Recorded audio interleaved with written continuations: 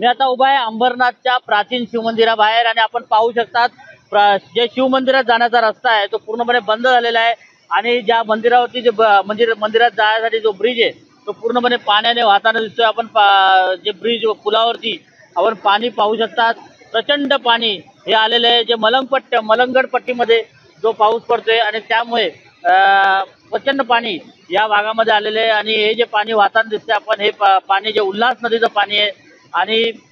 मलंगड पट्टीमधनं हे जे पाणी वाहत आलेले आहे आणि हे जे हा परिसर आहे तो अंबरनाथच्या प्राचीन शिवमंदिराचा भाग आपण पाहू शकता। प्राचीन शिवमंदिर बाजूलाच आहे आणि त्या प्राचीन शिवमंदिराच्या बाहेरून हे जे ही नदी वाहते, ही नदी प्रचंड भरून वाहताना दिसत आहे आणि पाहायला गेलं तर गेल्या 2 ते 3 तासापासून जो प्रचंड मुसळधार पाऊस पडत आहे मलंगड पट्टीमध्ये आणि त्याचं पाणी हे जे या नदीला आलेले आहे आणि हे जे पाणी पाहताय आपण जे एकदम तुडुंब भरून वाहताना दिसतंय आणि ही नदी पूर्णपणे बाहेर आलेली आहे। रोडवरती आपण पाहू शकता,